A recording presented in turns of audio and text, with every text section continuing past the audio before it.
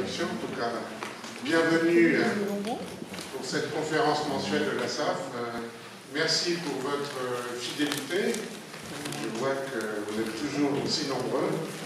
Alors, ah oui, entre parenthèses, l'enregistrement pour la prochaine, pitié, c'est pas à partir de minuit, ce sera à partir de demain matin, 9-10 heures. Hein, non, mais il y en a qui se sont plaints. L'IAT s'est ouvert à minuit pile. J'ai les noms. Alors, je voudrais vous parler un peu du calendrier astronomique. Alors, qu'est-ce qu'il y a d'intéressant? Il y a pas mal de choses intéressantes dans les jours qui viennent. Alors, pour les astronomes amateurs, ou les amateurs d'astronomie, pas forcément la même chose. Vous savez qu'il y a la Star Party, la 9e Star Party de Triel-sur-Seine, samedi prochain, 14 mars. Tous les clubs d'astro peuvent amener leurs instruments, il y a des stands, il y aura des conférences, et le thème cette année, c'est l'année de la lumière. Donc on vous parlera de la lumière, c'est le moment que choisit le PC pour s'éteindre. C'est vraiment... C'est très bien. Vous ne serez pas détourné, d'accord. Donc 14 mars, à partir de 14h, 14h30, vous savez que ça se trouve à Triel-sur-Seine, sans aucun moyen de communication, donc si vous n'avez pas de voiture, c'est pas la peine d'y penser. Mais c'est toujours sympa, on est toujours 200 ou 300 personnes au moins, et puis il y a un petit buffet à la fin de la journée. S'il fait beau, on fera des observations le soir. Et s'il fait beau dans la journée, on vous montrera le soleil, on a toutes les lunettes solaires. Donc ça peut être très intéressant. Évidemment, c'est gratuit, c'est ouvert aux enfants aussi, pour un premier contact avec l'astronomie. Donc, une année sur deux, il pleut. L'année dernière, il a plu. Alors voilà. Et l'autre, il a. Qu'est-ce que j'ai? Oui, on m'a signalé tout à l'heure un message de Jean Eisenstedt, notre ami Jean Eisenstedt de l'Observatoire de Paris, qui s'occupe des séminaires de l'histoire, qui fait une séance spéciale le 23 mars, je crois que c'est un lundi, est-ce que c'est un peu importe, le 23 mars, à partir de 16h, salle Cassini, donc à l'Observatoire de Paris, dans la grande salle, là-haut, tout en haut. Et c'est sur le thème, bien entendu, de la relativité générale, dans le cadre du centenaire de la relativité générale de Tonton Albert. Qu'est-ce qu'il y a d'autre aussi? Oui, à l'Observatoire de Paris, l'école Chalons de cosmologie nous donne les dernières nouvelles de l'univers le 26 mars dans l'après-midi, c'est un jeudi. Pour les gens de la SAF, ils sont nombreux ici, j'espère. À propos de ceux qui ne sont pas de la SAF, il y a des formulaires à l'entrée, vous avez peut-être vu, si ça vous intéresse un jour d'adhérer à la SAF, ça me ferait plaisir, c'est pas obligatoire. Alors, la commission de cosmologie que j'ai le plaisir de présider se réunit exceptionnellement, je répète, le vendredi 27 mars à 18h. Généralement c'est le samedi, mais notre conférencier ne peut pas venir le samedi, je ne vais pas demander pourquoi. Le vendredi 27 mars à 18h, on a le plaisir d'accueillir Jérôme Martin de l'IAP, qui va nous parler donc de la théorie de l'inflation en cosmologie. Ça va être très intéressant, c'est quelque chose qui est tiré de ce qu'il avait fait il y a 9 mois à peu près à l'Institut, quand il y avait une journée sur la Cosmo. Donc venez nombreux, ceux qui font partie de la commission ou des invités. Et le lendemain, c'est la commission de planétologie, patronnée par Gilles Davidovis, le samedi, donc à 15h, et on va vous parler d'un événement qui se passe en ce moment. Vous savez qu'il y a la sonde Dawn qui vient de se mettre en orbite autour de Cérès. Cérès, c'est le plus gros des astéroïdes, il y en a même qui l'appellent planète naine. C'est pas gentil, hein, mais moi je dis astéroïde, mais bon, peu importe, c'est la numéro 1 parce que c'est la plus grosse et c'est la première qu'on a trouvée. Et la mise en orbite s'est parfaitement passée, les images sont formidables et on vous expliquera toute cette aventure. Vous savez qu'avant, Dawn s'est mis en orbite autour de Vesta et a complètement cartographié cette mini planète. Voilà. Alors, le 4 avril, à Plaisir, c'est dans les Yvelines, près de Versailles, C'est l'association Vega, présidée par Bernard Lelard, qui donne une conférence sur le nouveau Big Bang à 20h30 le soir. Voilà, c'est un samedi. Tout ça, c'est gratuit. Hein. C'est au théâtre Robert Manuel de Plaisir, c'est au château. Qu'est-ce que j'ai oublié? Oui, j'ai oublié quelque chose d'important. En fait, avant le 4 avril, le 31 mars, l'Académie des sciences, donc l'Institut Quai Conti, fait une journée spéciale sur les exoplanètes. Alors, il y aura du monde, je vous conseille de vous inscrire.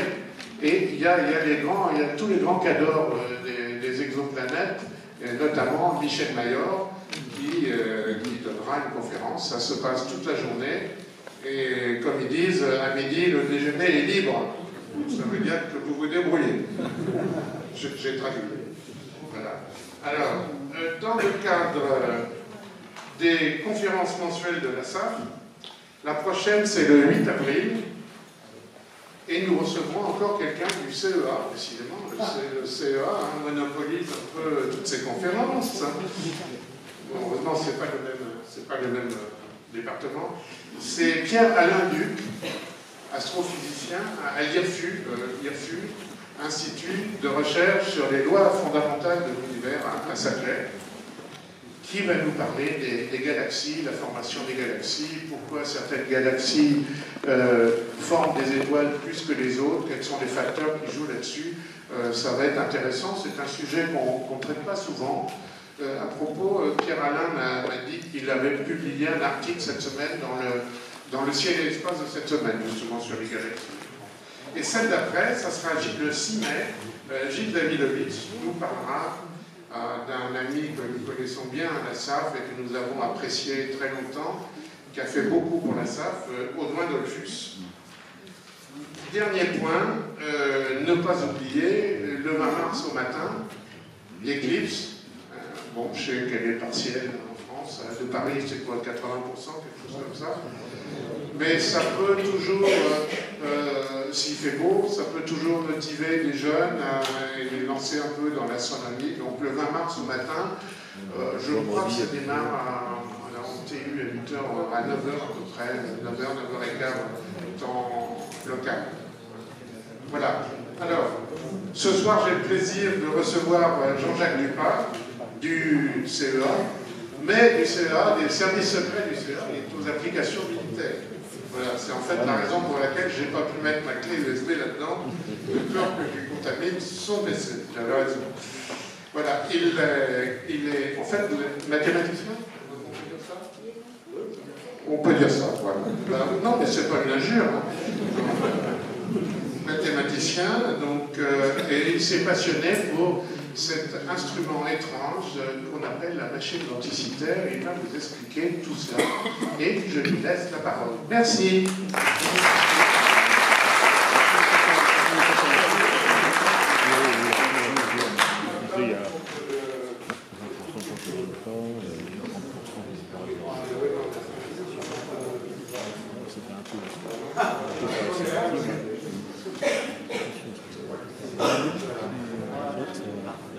Notre cinéaste, ça te va comme éclairage? Oui, oui. Oui. Oui. Eh bien, bonsoir à tous. Merci d'être venus aussi nombreux pour m'écouter. Donc, je vais commencer par dire quelques mots par me présenter. Donc, effectivement, je m'appelle Jean-Jacques Dupas. Donc, je suis à la direction des applications militaires du CEA. Donc, c'est pour ça d'ailleurs que je ne vais pas pouvoir beaucoup vous parler de ce qu'on fait chez nous.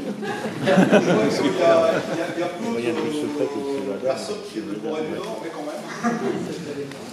Et en fait, bon, la face plus visible, c'est qu'en fait, je suis passionné de vulgarisation scientifique. À ce titre, je suis un des rédacteurs du magazine Tangente. Donc, je vous rappelle que le magazine Tangente est le seul magazine au monde de vulgarisation, enfin de maths consacré au grand public et qui traite exclusivement de maths.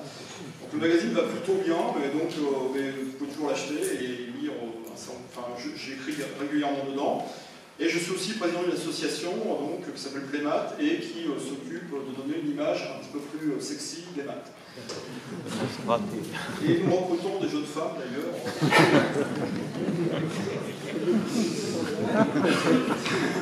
Nous avons un certain nombre de jeunes femmes. Vous pouvez toujours aussi. C'est moins cher que la SAF. Mais je suis plus autocratique que. Alors en fait, ce soir, je vais vous parler de la machine denticitaire, donc ce qui va nous permettre en fait de faire un voyage dans le temps, puisqu'on va revenir à la période grecque, dans l'espace, puisqu'on va se déplacer aussi en Grèce. Dans l'astronomie grecque, bon, la petite surprise, c'est qu'on va aussi pas mal finalement parler de l'astronomie babylonienne. Et quelque chose qui est peut-être un petit peu moins familier, un petit peu moins développé, qui est la mécanique grecque en fait, et qui est quelque chose qui a un petit peu révélé la machine denticitaire et qui s'avère beaucoup plus développé que ce qu'on pensait. Donc quand on parle de machine denticitaire, il y a deux mots, enfin il y en a trois, mais il y en a un qu'on a l'impression de bien comprendre qui est machine, donc on remplace souvent par mécanisme.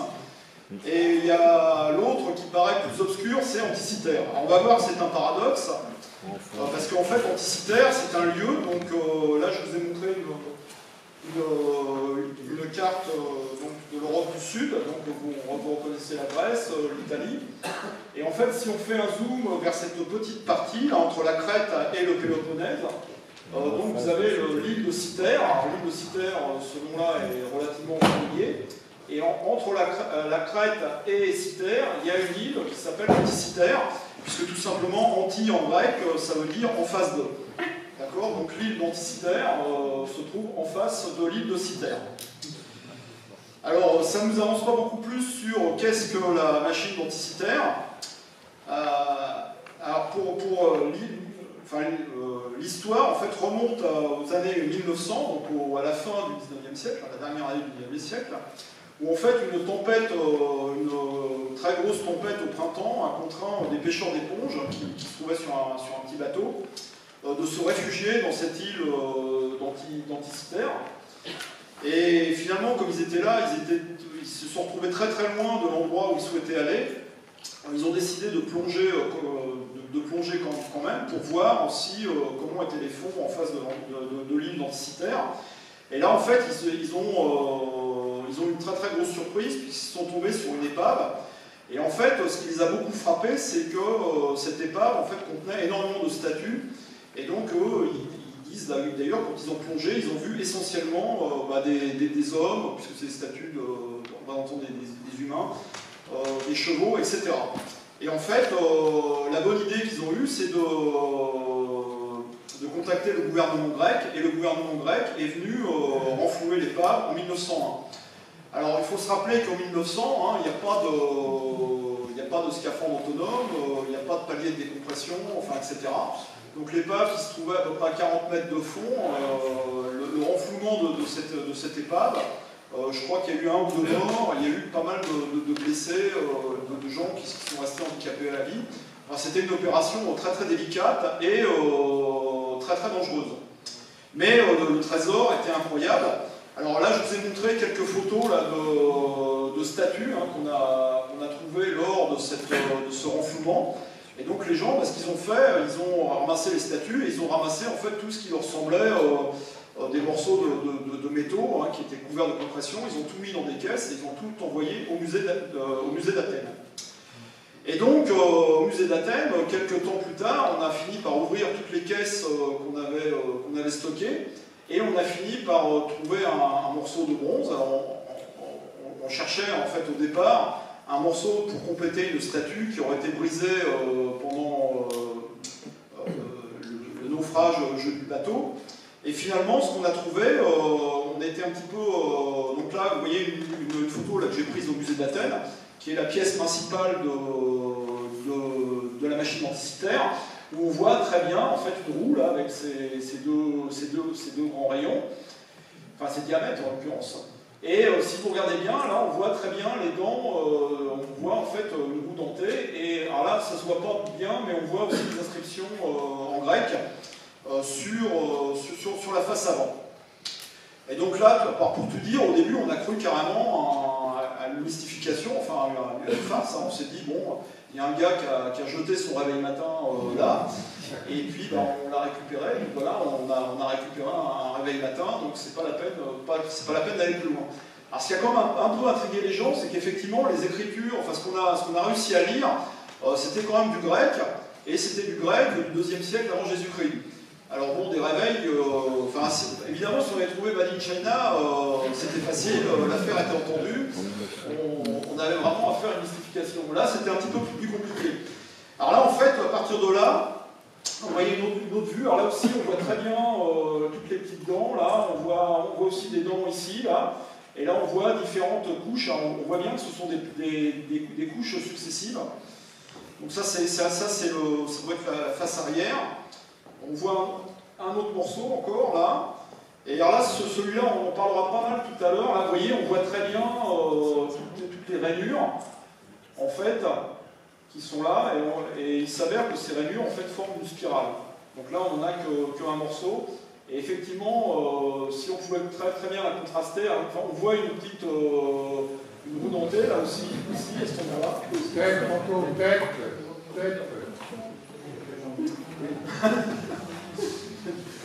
Et donc là, il y a aussi des écritures enfin, qu'on a pu déchiffrer.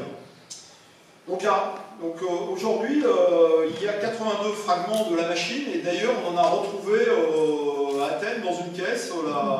La directrice du musée d'Athènes a dit tiens, en faisant des fouilles, j'ai retrouvé des morceaux, bon, enfin bon, les morceaux qui ont été retrouvés dernièrement, il me semble que ce sont ceux-là. Donc ce sont tous les morceaux, donc effectivement ce ne sont pas les pièces principales. Donc on s'est posé longtemps des questions sur à quoi pouvait bien servir cette machine. Alors il y a quelqu'un en fait qui est le philologue allemand Albert Rehm qui dès 1905 a pensé que ça pouvait être un calculateur astronomique, ce qui est quand même une intuition assez géniale vu les morceaux qu'il avait entre les mains. Et après il y a eu tout un tas d'hypothèses qui ont été faites, toutes plus farfelues les unes que les autres. Donc il y a eu une première expédition de Cousteau sur l'épave en 1953, et en fait l'histoire de la machine anticythère démarre réellement en 1959 avec l'article de Soledad Price dans le Scientific American, où par rapport à ce qu'il avait, lui a eu la machine en main, il avait déjà compris qu'il y avait un certain nombre de roues dentées et que c'était certainement une machine astronomique. Donc là, en fait, Soledad Price, que j'appellerai Price dans la suite, va continuer ses travaux sur cette machine. Il a réussi à faire une radiographie en 1974, là, qui ont fait apparaître de nouvelles roues dentées. Il y a eu de nouveau une plongée de Cousteau en 1985. Et après, après on arrive donc à la période moderne. Dans les années 80, il y a en gros deux équipes qui ont beaucoup travaillé sur le sujet, dont une équipe emmenée par Wright. Et en 2000, il y a eu la fondation du projet anticythère. Donc c'est une fondation internationale avec tout un tas de chercheurs dans tout un tas de domaines. Et ce qu'ils ont réussi en fait à faire, c'est à faire une tomographie X dans les années 2005. Alors ça a été un événement assez extraordinaire, puisque c'est Hewlett-Packard qui a fourni le matériel, et puis une boîte qui s'appelle X-Tech qui a fourni les logiciels. Et en fait, il y a un avion cargo qui s'est posé à Athènes, des smirnoirs qui ont traversé tout Athènes. Ils ont monté la machine de tomographie X dans le musée d'Athènes, autour de la machine anticythère, puisque les responsables du musée ne voulaient absolument pas que la machine sorte du musée. Et là, en fait, la vraie histoire en fait, moderne commence là, puisque là, ils ont fait une radiographie. Alors, de mémoire, c'est tous les 15 microns, il me semble. Et donc, la très grosse surprise, c'est que grâce au traitement numérique de ces images, en fait, on a vu apparaître 3000 caractères sur la machine. Donc ça, c'est quelque chose de très très important. Alors donc, quelques chiffres pour avoir une idée un peu de la machine, donc, parce que là, les photos, ça pourrait être un peu n'importe quelle taille. Donc la machine, en gros, faisait 33 cm de haut, donc à peu près ça. Aujourd'hui, donc 33 par 18 par 10, en gros. Donc en fait, c'est une machine qui est toute petite, qui est vraiment... c'est ça qui est vraiment incroyable, c'est la taille, vraiment, une machine très très compacte. Et on a donc dénombré 30 roues dentées. Donc, ce qui est énorme, c'est 30 roues dentées. On en a compris 29, donc il y en a une, on ne sait pas trop bien à quoi elles servaient. Et surtout, ce qui est très très important, c'est qu'on a déchiffré plus de 3000 caractères. On pense qu'on avait de l'ordre de 15 000. Et ça, c'est très très important parce qu'il y a beaucoup de choses qui ont été déduites du fonctionnement de la machine qui viennent de ce qu'on a lu sur la machine. Donc, les caractères sont tout petits, hein, ils font entre 1 mm et 5 mm. Et on pense... Caractère, ça veut dire des lettres? Oui, oui, tout à fait, oui. Des lettres grecques. Alors, vous voyez, l'architecture, la machine, on pense qu'elle devait se présenter comme ceci. Donc, ça, c'est une photo qui est parue, enfin, c'est un dessin d'ordinateur qui est paru Pour la science. Donc, il y a la machine par elle-même, et il y avait certainement un panneau avant et un panneau arrière. Et en fait, certainement, il y avait sur ces panneaux une description, un mode d'emploi de la machine. Alors malheureusement, on a un tout petit bout de ces deux panneaux, on n'a que des tout petits bouts, et c'est fort dommage parce que sinon, en fait, on aurait su exactement comment se servir de la machine et à quoi elle servait. Mais sur les autres faces, on a aussi beaucoup d'inscriptions. Et en particulier sur les deux spirales, là, il y a beaucoup de choses qui ont été écrites. Et comme je vous l'ai dit, là, il y a beaucoup de déductions qui ont été faites à partir de ce qu'on a lu sur la machine. Donc ce ne sont pas seulement des spéculations à partir de la mécanique. Alors le mécanisme, ça c'est une image que je vais beaucoup vous montrer, hein, donc il est excessivement complexe. Hein. Donc on voit, là il y avait certainement une manivelle qui n'existe plus aujourd'hui. Donc là, la grande roue dentée qu'on a vue est ici, là, et donc elle est solidaire d'un axe qui entraîne d'autres roues dentées, qui entraînent elles-mêmes d'autres roues dentées, enfin il y a toutes ces roues dentées, et donc il y a en face avant, donc on pouvait lire la date et la longitude écliptique de la Lune et du Soleil, et en face arrière, en fait, on a un ensemble de cadrans avec un calendrier métonique, le calendrier des jeux dont on parlera tout à l'heure, un calendrier calipique, et le fameux...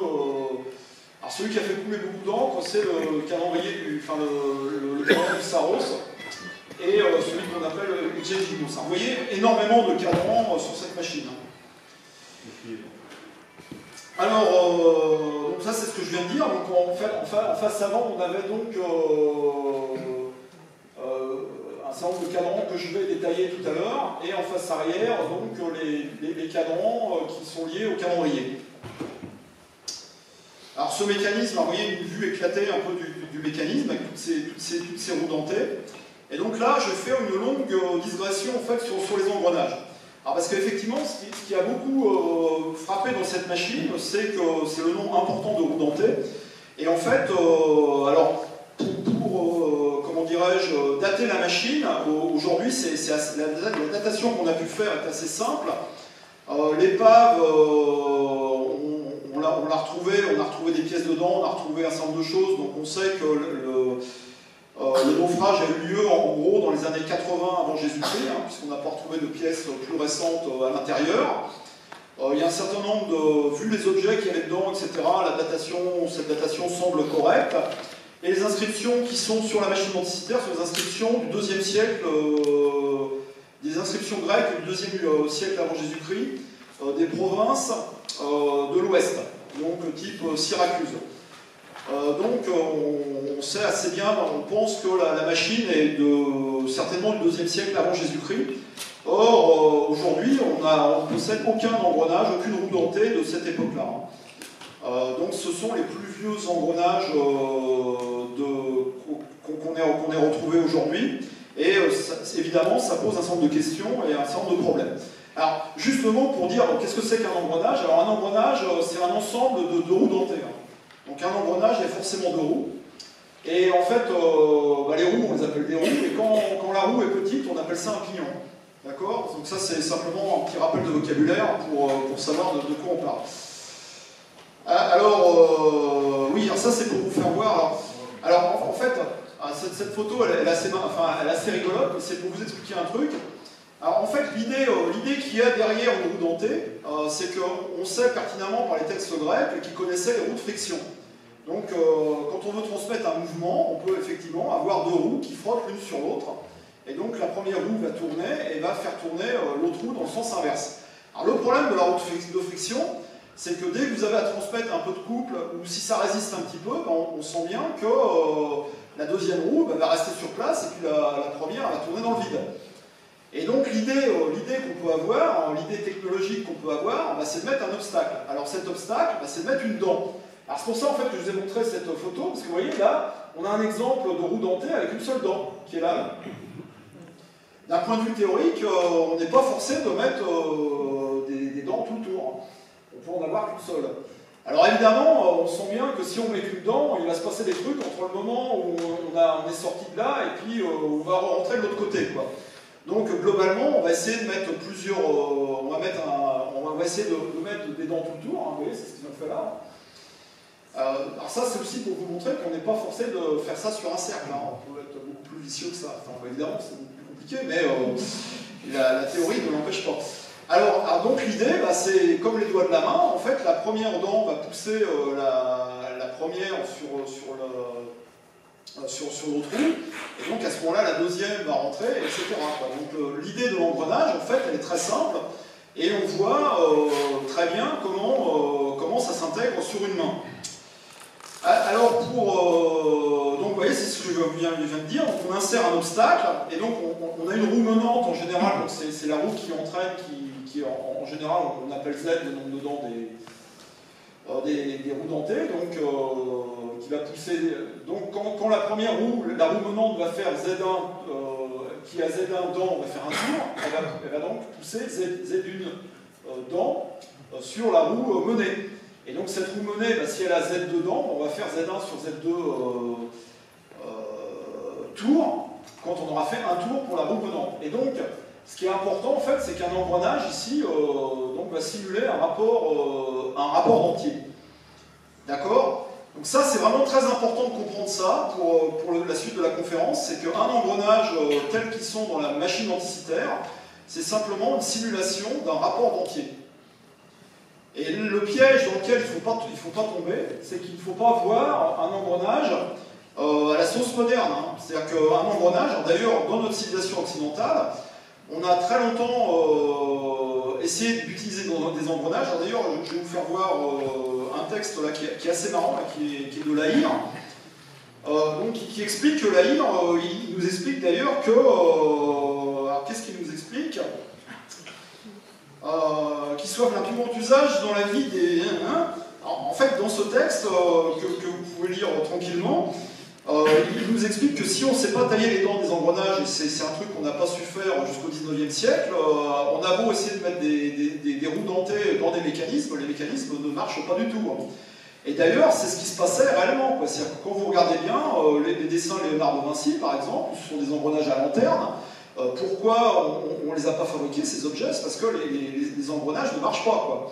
Et quand vous regardez ce qui se passe dans les siècles précédents, les roues de moulin, par exemple, hein, un endroit où on utilisait beaucoup de roues dentées, c'est dans les moulins avant, par exemple, ça ne marche pas du tout. Hein. On utilise donc des roues à lanterne, on est obligé d'avoir des dents qui sont amovibles parce qu'elles s'usent très vite, et puis enfin, on dissipe énormément d'énergie. Enfin, c'est un gâchis incroyable. Il n'y a qu'à partir du 19e siècle qu'on a su faire des roues dentées de façon un peu sérieuse pour transmettre de la